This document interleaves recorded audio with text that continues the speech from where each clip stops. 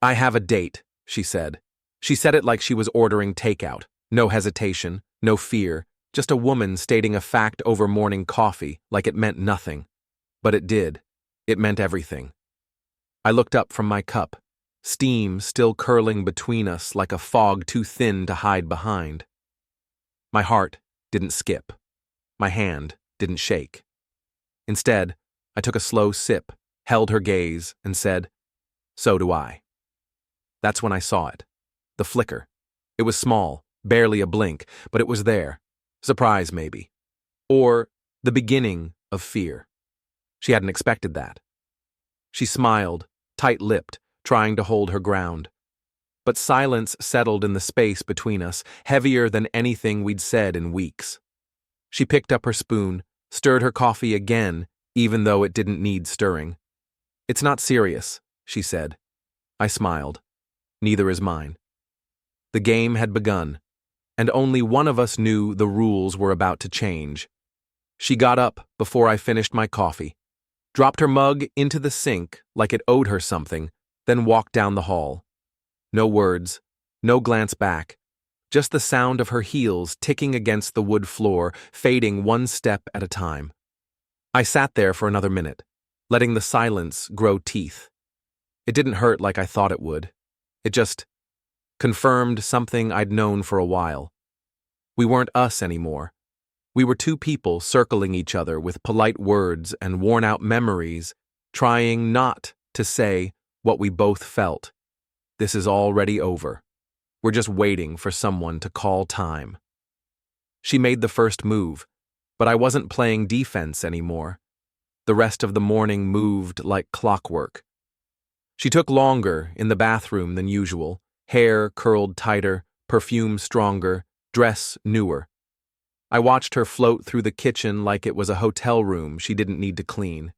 She didn't ask about my date, didn't show curiosity. But I saw it. The way her eyes flicked toward my phone when it buzzed. The way her lips twitched when I smiled at something on the screen. She was unraveling slowly. Not enough to admit it, but just enough to lose rhythm. I didn't text anyone. Didn't need to. There was no other woman. Not yet. But the idea of one. That was enough. Enough to shift the power, to press gently on the cracks she'd ignored for too long. I poured a second cup of coffee. Took my time. Let the clock tick without chasing it. She grabbed her purse like she always did, except today. She hesitated at the door. "Don't wait up," she said, too casually. I met her eyes. "I won't." And that, right there, that was the moment. The first time she realized I wasn't bluffing. That maybe I really did have somewhere to be. That maybe someone else already saw me in ways she'd forgotten how. She left, and for the first time in months, I didn't feel abandoned. I felt free. The house was quiet after she left. Too quiet. Not peaceful. Just empty. But it wasn't the kind of emptiness that hurt. It was the kind that made you breathe deeper. I showered. Took longer than usual. Not because I had a real plan, but because I finally felt like I didn't have to rush through a life that wasn't mine anymore. I ironed a shirt I hadn't worn in months. Put on cologne I'd almost forgotten I owned. Not for anyone. Not even for her. For me. By the time I stepped outside, the air was already thick with summer heat and fading light. I didn't have a destination.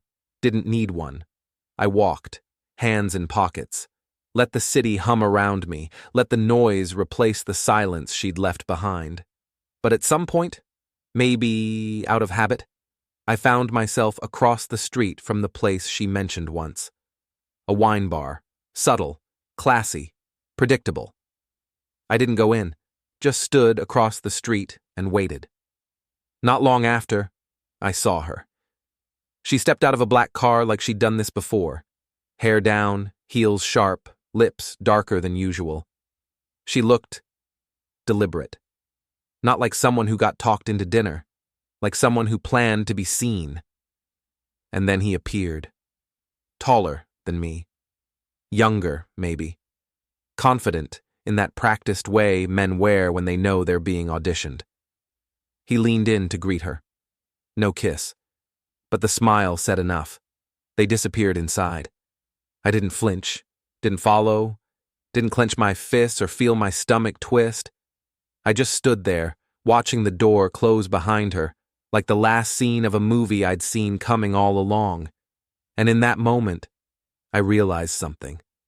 She wasn't testing me. She was replacing me. But what she didn't know, what she never saw coming, was that I was already gone. Not physically.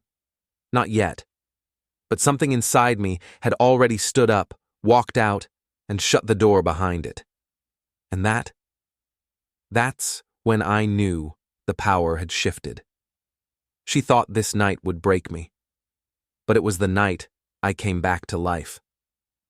The next morning didn't feel like a new day. It felt like the end of an old one. I was already dressed when she came out of the bedroom, hair still tousled, wearing that faded gray robe she always said was too soft to throw out. She moved through the kitchen like nothing had happened, like last night didn't exist, like she hadn't walked into another man's arms and out of our marriage in one breath. She poured coffee, hummed a tune, but her eyes, they betrayed her. They kept flicking toward me, not with warmth, with calculation. She was looking for cracks, for signs of pain, for proof she still mattered. I didn't give her any.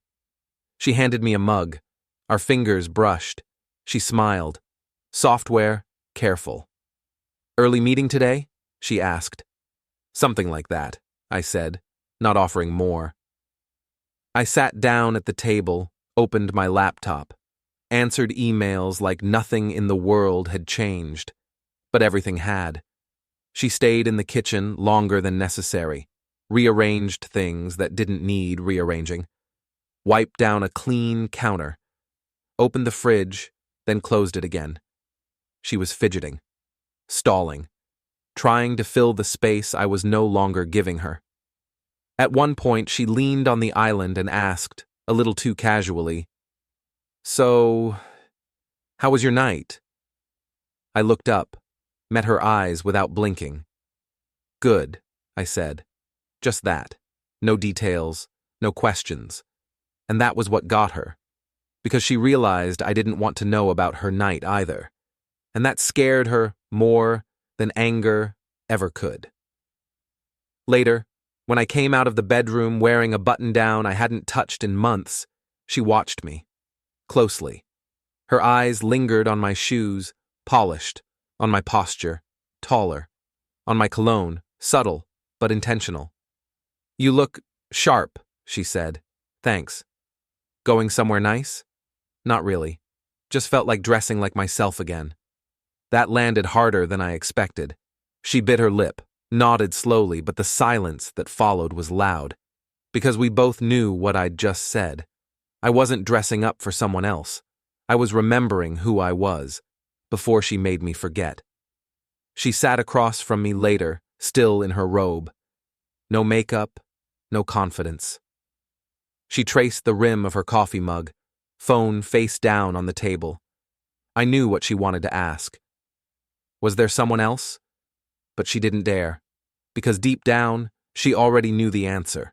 Not yet, but soon, and worse. She knew it wouldn't be out of revenge. It would be real, and that terrified her. Around noon, she came into my office, knocked on the doorframe like a stranger. "I'm heading out for a bit," she said. "Okay. Just errands." "Sounds good." She waited, for a pause, for a question, for anything. But I didn't bite. She stood there a moment longer, then left without another word, and when the door clicked shut, I leaned back in my chair and exhaled. Not relief, not regret, control. For the first time in years, I wasn't the one trying to fix something that was already broken. I wasn't chasing, I was choosing. I didn't plan that night. Sophie texted me around mid-afternoon, completely wiped from back-to-back meetings. "Want to grab a drink and unwind?" I stared at the message. No subtext, no pressure, just an invitation from someone who understood that silence can also be a safe space. I typed, deleted, typed again. Finally settled on, I know a place.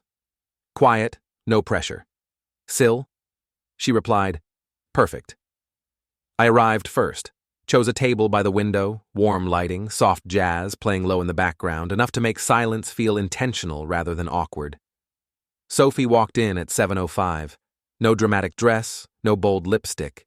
Just Sophie, simple, effortless, and with a smile that said, I'm glad you're here. Didn't think you'd show, she said, teasing lightly. I figured you would, I replied. We talked about everything and nothing. Work, bad coffee, good books.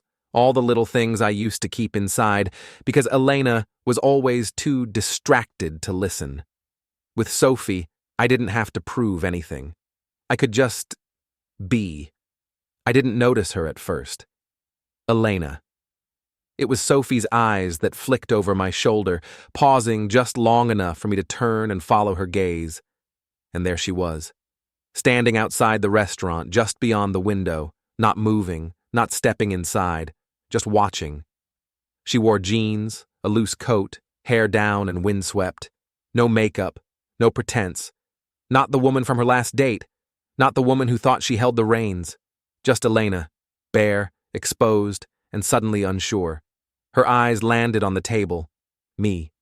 Sophie. Laughing, leaning in, alive. I didn't look away, didn't hide, didn't shift in my seat. And that's when I knew. The roles had reversed. She stood still, one foot slightly back, like she was about to run or crumble. She didn't come in. She didn't wave. She just watched. Her lips parted for a second, like maybe she wanted to say something, but nothing came out. And then, just like that, she turned and walked away. But not like before, when she left me behind without looking back. This time, she walked like someone who'd just realized they'd lost their way. That night, I didn't walk Sophie to her car. She could feel the shift in my energy, something unspoken settling between us. She touched my hand gently. You don't have to explain, but if you ever want to keep going, I'm not going anywhere. I nodded, didn't promise, but didn't let go either. When I got home, the lights were still on. Elena was at the dining table, a cold cup of tea in front of her. Her eyes were red, but dry. I saw you, she said softly. I know. Who is she? Someone who doesn't need to test me to feel loved. That cut deeper than I meant it to, but I was done apologizing for telling the truth. I didn't think it would go this far, she said after a pause. It didn't go anywhere, Elena. It just finally arrived. She blinked, jaw tense, hands clasped tightly in her lap. Are you leaving? I already did, I said. You just didn't notice. She looked down. For once, no comebacks, no clever lines. I just wanted you to care again, she whispered. I thought if I made you jealous, you'd come back to me. I stood. I never left. I was right here, waiting. But you turned us into a game. She looked up. Her eyes were pleading, but tired. I thought if I pushed you, you'd fight for me. You didn't push me, I said. You pushed me away. I walked toward the bedroom. No slam doors, no parting shots, just the quiet knowledge that this wasn't a fight anymore. It was a conclusion. That night, the silence didn't feel oppressive. It felt like truth. And for the first time in years, it didn't hurt. It healed. The morning after felt strange, not heavy, not hollow, just still. The kind of stillness you don't notice until the noise is finally gone. I woke before the sun, made coffee in the quiet, and stood barefoot in the kitchen, listening to the subtle hum of the refrigerator, the distant sound of traffic, the absence of her footsteps. Elena was still in the bedroom. Or maybe not. I didn't check. Because for the first time in a long time, my peace wasn't dependent on her presence. The apartment looked the same photos on the wall, same mugs in the sink, but it felt different. Like I'd stepped out of a dream I didn't know I was having, or maybe a fog I thought was air. I sat at the table, opened my laptop, not to work, just to move forward. There were no fireworks, no dramatic closure, just a quiet understanding that something had ended. And that was okay. She emerged an hour later, hair unbrushed, eyes swollen, wearing the sweatshirt I gave her 3 Christmases ago. She stood there like a guest, not a partner, not anymore. "You're up early," she said. "Yeah, been up a while." She hovered, unsure of where to sit. Finally lowered herself into the chair across from me. "Can we talk?" she asked. I nodded, but didn't close the laptop. "What are we now?" she asked. That hit me harder than I expected. Because in that moment I realized she truly didn't know anymore. The power she once held so easily, through silence, suggestion, and distance, was gone. And she felt it. I took a breath. "Not yours," I said. She didn't cry. Her lips trembled, her eyes glassed over, but no tears came. Maybe because deep down, she knew this wasn't punishment. It was a consequence. "I didn't mean for this to go so far," she whispered. "You didn't expect it to cost you anything," I said, voice calm. "But it did." She nodded slowly. "I thought, maybe if I shook things up, you'd fight for me." "You shook," I said, and I broke, not into pieces, but out of the version of myself that tolerated being tested just to be noticed. I stood, carried my mug to the sink, rinsed it quietly. She stayed seated, twisting the sleeve of her sweatshirt like it was the only thing keeping her anchored. "So, what now?" she asked. "Now, I choose me," I said. I packed lightly that afternoon, not because I was angry, but because I didn't need much. Turns out, when you've spent years giving everything to someone who didn't see it, you forget how little you actually need to be whole again. I didn't leave a note. Didn't need to. She knew. The kind of knowing that doesn't come from words, but from watching someone walk out the door without hesitation. Sophie didn't know I was coming. I didn't even know where else to go. I just drove. And when I got there, I didn't knock right away. I just stood at her door, breathing, feeling every inhale like it belonged to someone I hadn't met in years. Myself. When I finally raised my hand, the knock was soft. Barely 3 taps. She opened the door in leggings and a hoodie, hair messy, no makeup, completely unguarded. She didn't ask questions. She just stepped aside, letting me in like I was already home. We didn't talk much that night. No confessions, no declarations, just 2 people sitting in a quiet room, finally free from all the noise they never asked for. At one point, she handed me tea. Our hands brushed, and I felt it. Not a spark, a return, not to her, not to us, but to me. The following weeks moved gently. I didn't rush into anything, didn't try to fix what was already behind me. I just lived, quietly, honestly, deliberately. I went for longer walks, started cooking again, talked with friends I hadn't seen in months, read books that had been gathering dust on my shelves, and every time I looked in the mirror, I saw less of the man who had once sat in silence, waiting for love to look back. I saw someone new, not bitter, not broken, just back. One day, a letter arrived, handwritten, familiar handwriting, from Elena. I didn't open it. Not because I hated her, not because I wanted her to suffer, but because some doors, once closed, don't need to be reopened. They just need to be respected. I left the letter in a drawer, somewhere between the receipts and old keys I no longer use. Because that's what it had become. Something that once mattered, but no longer fit where I was going. Letting go isn't always dramatic. Sometimes it's just quiet choices made again and again until you wake up one morning and realize you're free. And when freedom finally came, it didn't roar. It whispered, "Welcome back." Sometimes silence isn't forgiveness, it's surrender.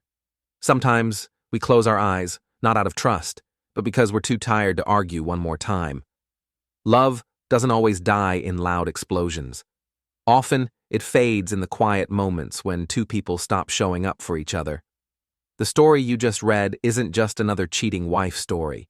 It's a mirror, reflecting what so many people live through behind closed doors, where manipulation wears the mask of affection, where jealousy becomes a test of loyalty, where infidelity becomes a language for unmet needs. It's more than a family drama or a divorce story. It's a question whispered into the silence. What are you willing to lose just to be seen again? But the real power of this infidelity story lies not in the betrayal. It lies in the moment someone chooses not to fight for the relationship, but to fight for themselves. When a man puts on a pressed shirt not for someone else, but to remember who he used to be. That's not a scene from a breakup. That's a return to peace, to dignity, to self-worth.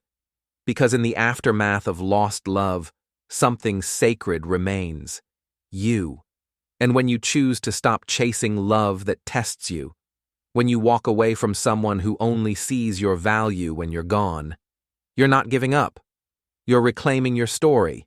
If you've ever lived through cheating husband pain, if you've been cast in someone else's betrayal file, know this: you're not alone. And more importantly, you're not broken. Share this story if it reminds you of your own path, or send it to someone who needs to hear that letting go doesn't mean failure. Sometimes, the bravest thing you can do is whisper to yourself, "I'm enough, and I'm coming back to me." Let the past be the past. Let the lesson stay. Let the future be yours, unapologetically. Because not every divorce story ends in bitterness. Some end in quiet strength. And when freedom finally arrives, it doesn't scream. It whispers, "Welcome back."